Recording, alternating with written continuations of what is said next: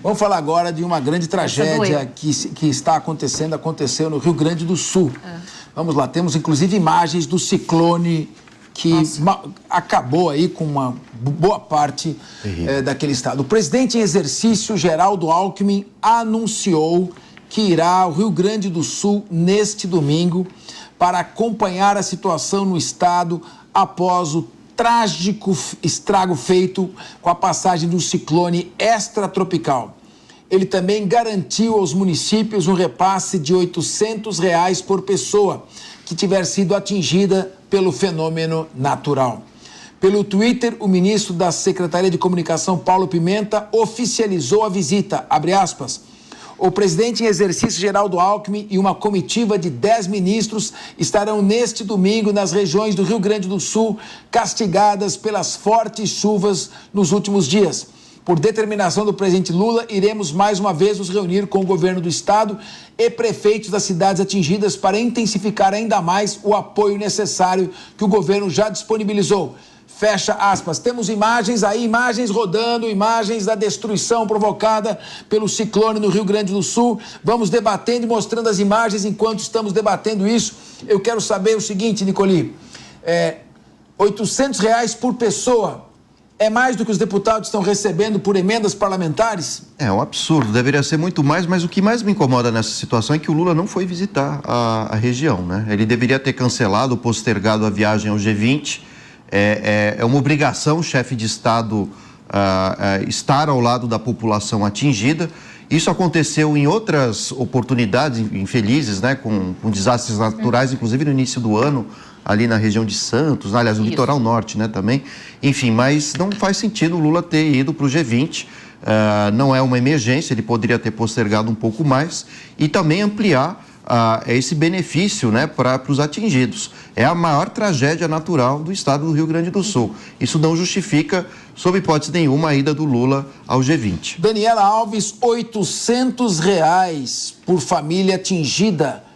Se nós temos 80 bilhões de reais de déficit fiscal, 12 bilhões de reais gastos com emendas parlamentares, 37 bilhões de reais projetados no orçamento desse ano para emendas parlamentares o ano que vem. 2 bilhões de reais já gastos com o aumento dos ministérios, de 23 pastas na época do Bolsonaro para 37, agora 38.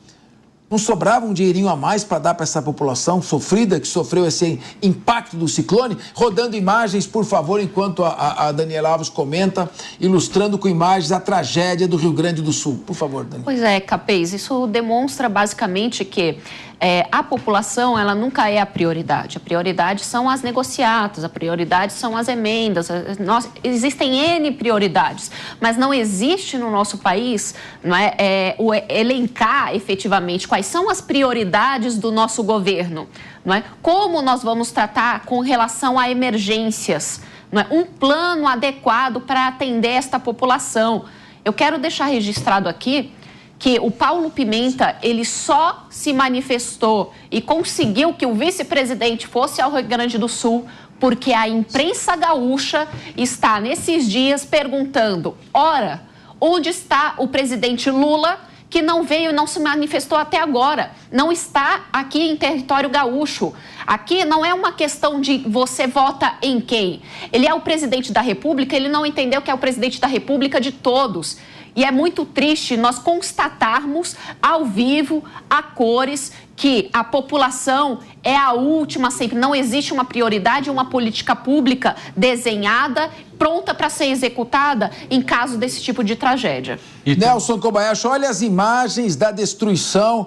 R$ 800 para essas famílias, elas conseguem se recuperar dessa destruição? Não, não dá, é insuficiente, né, Capês? A gente tem uma cidade inteiramente destruída, famílias inteiras que perderam tudo, casa, roupa, comida e estão, claro, necessitando de muito mais do que R$ 800. E aí, Capês, o Nicolas citou aqui a tragédia que nós tivemos no início do ano no litoral norte de São Paulo, e naquela ocasião a gente teve um case a ser reproduzido pelos outros estados. O governador Tarcísio, na época, transferiu o gabinete do governo do estado de São Paulo lá lá para colocar o pé na lama e ficar governando de lá, despachando de lá, dando atenção às famílias. No primeiro momento, importante ter os grupos de resgate, Corpo de Bombeiros, Defesa Civil atuando. Em um segundo momento, dar a atenção à saúde, a pessoas que estão feridas, pessoas que precisam de atendimento médico.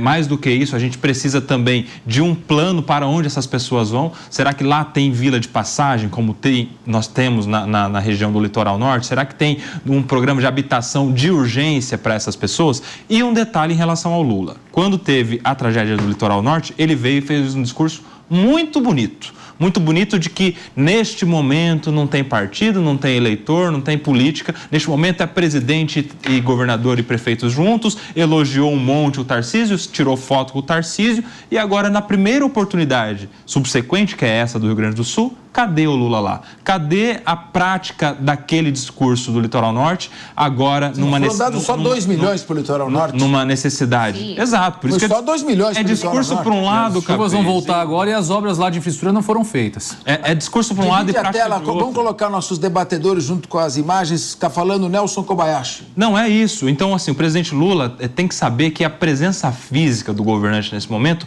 é um símbolo de atenção àquelas pessoas. É simbólico. Isso comunica para a população gaúcha, em especial dessas cidades envolvidas, de que podem contar com o presidente. Então, ele deveria, sim, dar prioridade ao Rio Grande do Sul. Diego Tavares, o Rio Grande do Sul não é prioridade, Diego Tavares? Obviamente que não é, professor Capês, porque o Lula preferiu estar ontem, no 7 de setembro, desfilando lá para os funcionários dos ministérios, com a Janja fazendo L. Comendo jabuticaba. Comendo jabuticaba, ao invés de ir até o Rio Grande do Sul fazer o seu papel institucional de presidente da República.